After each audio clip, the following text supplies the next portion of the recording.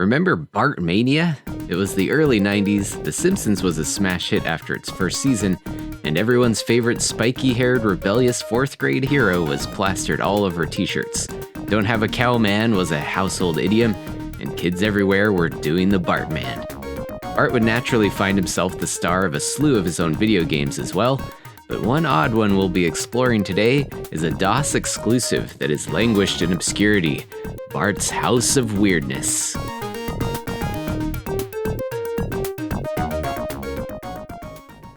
Following the successful Simpsons arcade game by Konami, the Juggernaut merchandising push placed Bart at the forefront of 8 video games of his own, starting off with Bart vs. the Space Mutants, which was ported to 9 different consoles and computer platforms, and all the way up to the infamously strange 16-bit Virtual Bart on the Super Nintendo and Sega Genesis. Most Simpsons games to follow wouldn't be as Bart-centric, but he certainly had a wild run of titles with him as the protagonist, many often reviled for their jankiness and sometimes brutal difficulty, but usually at least somewhat appreciated for their creativity and reverence to the source material. While Acclaim had a stranglehold on exclusively publishing Bart games on consoles and handhelds, Konami quietly dropped this oddity on PC, releasing Bart's House of Weirdness on January 1st, 1992, a generally rough time of year to release a new game, and also about a month after Bart vs. the World had been released on the NES. Development was done by Distinctive Software, a Canadian studio that Konami had worked with many times previously on their other DOS titles like Castlevania, Super C, and Teenage Mutant Ninja Turtles Manhattan Missions. And Distinctive would also go on to get bought out by Electronic Arts in 1991 and become EA Canada, where many EA Sports branded games are still pumped out regularly to this day.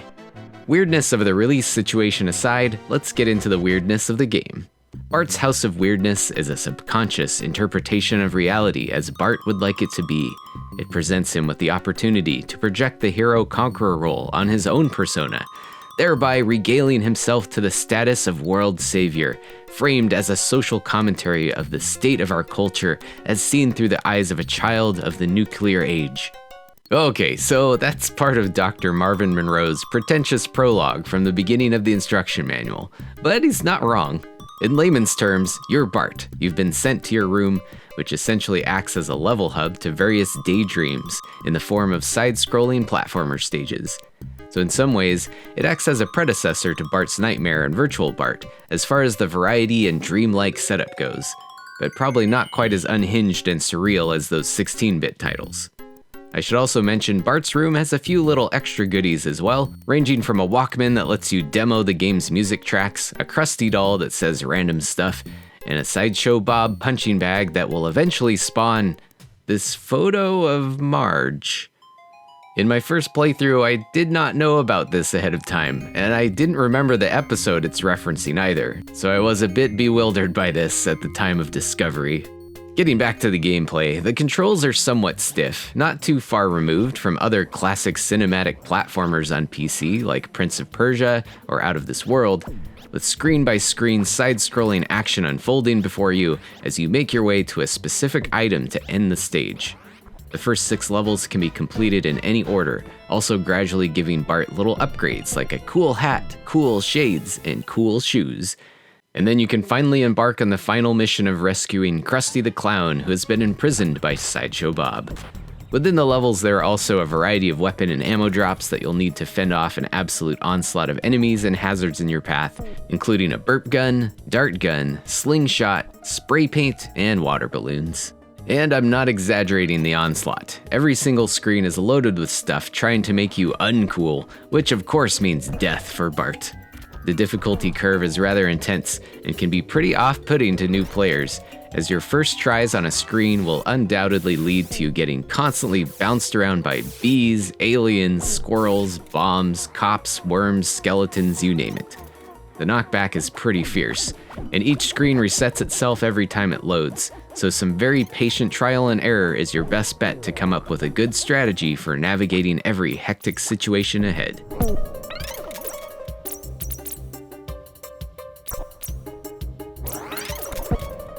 And honestly, the first hour or two of this game can get pretty discouraging, and clearing even a single level can feel rather impossible.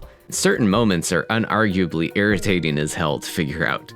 But knowledge is power, and enough experimentation will eventually lead to success, and luckily, you can also save scum your way to victory with Bart's dresser drawer if you need to. And if you're a Simpsons fan, I think it's at least worth some perseverance to see the source material honored so well here, with all sorts of fun references to early Simpsons episodes. You'll search high and low outside the house for Maggie's red ball, scrounge together $5 from the mall and Mr. Burns' well-fortified mansion just to catch a movie, face off with the babysitter bandit in the basement, snatch the cookbook from Space Mutants, battle all sorts of creepy critters in audacious knockback in the attic, and even traverse through a chaotic and explosive Itchy and Scratchy cartoon.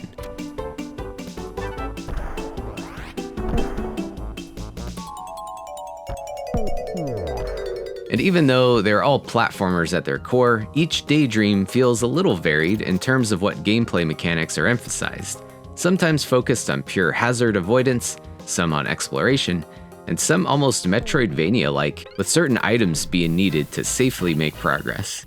And all of this comes to fruition in the finale, where you need to climb a log-filled waterfall from hell and pitfall-inspired gator hopping, all while collecting enough oversized burp gun ammo to defeat Sideshow Bob.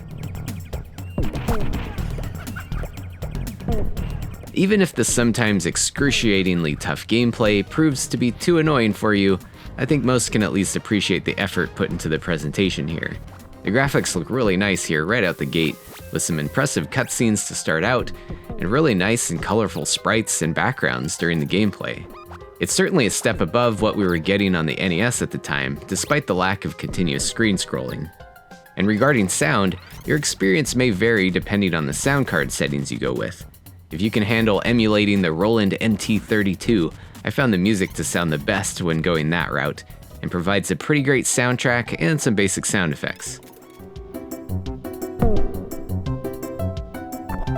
Alternatively, you can also choose a different audio device that allows for some nice and crunchy voice samples as well. Okie dokie.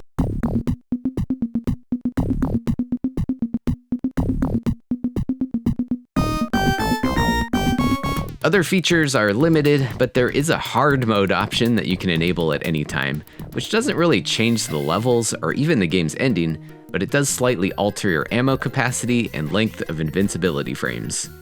And weirdly, there is a VCR mode, which lets you record your own gameplay and re-watch it, even frame by frame if you want. Not super useful, but also not something you saw very often in 1992.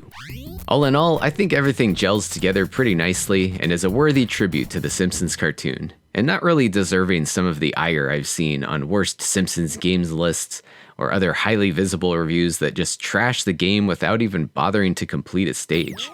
I guess I just have to stress the need for patience on this one, and remember Bart's mantra, don't have a cow, man. Yet another fine example of a janky video game reinforcing helpful life advice. Don't be afraid to embrace failure for a while until you figure out what works. And thanks so much for watching, folks, and also special thanks to supporters on Patreon and Twitch who voted for this game this month. It's thanks to your help I can keep focusing on doing what I love and creating fun videos for you all. We'll catch you next time.